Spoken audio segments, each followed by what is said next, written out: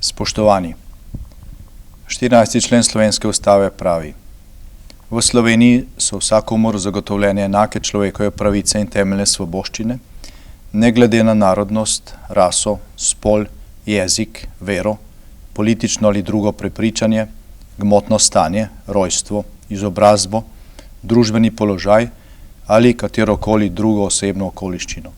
Vsi so pred zakonom enaki. Ustava je torej jasna in v Slovenski demokratski stranki ne nasprotujemo pravicam istospolnih do enakopravnega življenja v skupnosti.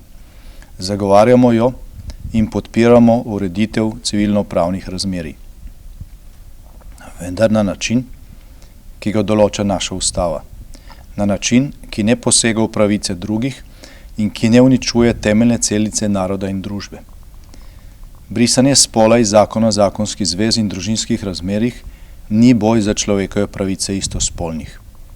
Poroka in posvojitev otrok, že po svoji vsebini, pa tudi po naši ustavi in sodbi Evropskega sodišča za človekove pravice, nista človekova pravica. Nasprotno. Brisanje spola iz zakona je podlaga za kršitev človekovih pravic naših najdražjih, naših otrok. Slovenska ustava pa nam nalaga, citiram: država varuje družino, materinstvo, očetovstvo, otroke in mladino ter ustvarja za to varstvo potrebne razmere. Otroci uživajo posebno varstvo in skrb. Brisanje spola iz zakona in uvajanje teorije spola oziroma tako imenovane proste izbire spola glede na trenutno razpoloženje predstavlja napad na družino in temeljne vrednote, ki so omogočile, da Slovenija sploh obstaja. Pomemben pa je tudi čas, v katerem do tega napada prihaja.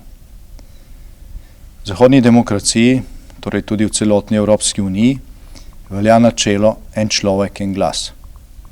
Vse pomembne odločitve so odvisne od števila glasov. To pa je odvisno od števila prebivalcev v posamezni državi ali skupnosti. In število prebivalcev se povečuje z rojevanjem otrok ali s priseljevanjem. V zadnjih desetletjih se število prebivalcev večine evropskih držav ni bistveno povečalo.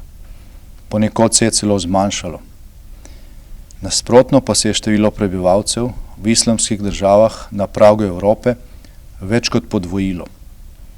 Že bežen pogled na demografski zemljevid Evrope s soseščino nam pove, da pritisk migrantov ni niti slučajen, niti ne bo kratkotrajen.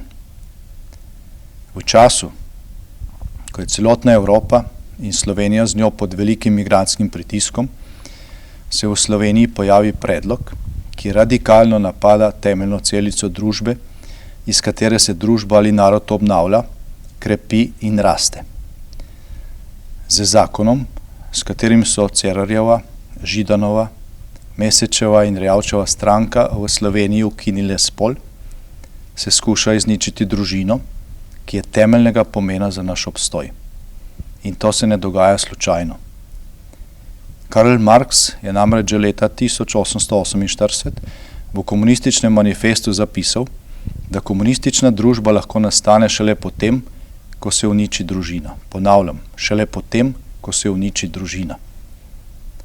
Levičarji v Sloveniji temu zločinskemu napotilu še vedno zvesto sledijo, čeprav ga skrivajo za različnimi frazami o enakopravnosti in potvarjajo pojem človekovih pravic. In na tej točki sta se, paradoksalno, ujela interesa slovenske in evropske levice ter radikalnega političnega islama. Prvi razgrajuje družino ter s porazno gospodarsko in razvojno politiko silijo slovensko mladino k izseljevanju, drugi pa na povabilo prvih vstopajo v to praznino in jo polnijo. Levičarje v Sloveniji ne moti, da islam, še posebej radikalni, zanika temeljne človekove pravice, zagovarja in prakticira nasilje nad ženskami ter istospolnimi in v skrajni izvedbi opravičuje teroristične akcije zoper drugače misleče in verujoče. Želijo si le čim več priseljencev iz islamskih držav kot bodočih volivcev in govorijo o njihovi integraciji. Hkrati pa uničujejo domačo družino. Vsakomur je lahko jasno, kam to vodi. Spoštovani, Prihodnosti naroda ni mogoče graditi na istospolnih zvezah. 20. decembra se bo slovenski narod stehtal in od tega rezultata bo odvisna naša prihodnost.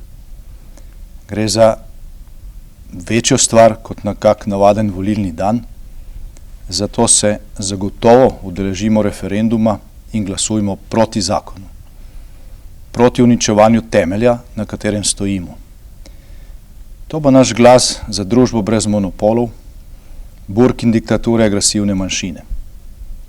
Prihodnost je v svobodni, odprti družbi, ki se zaveda tako svojih pravic kot odgovornosti.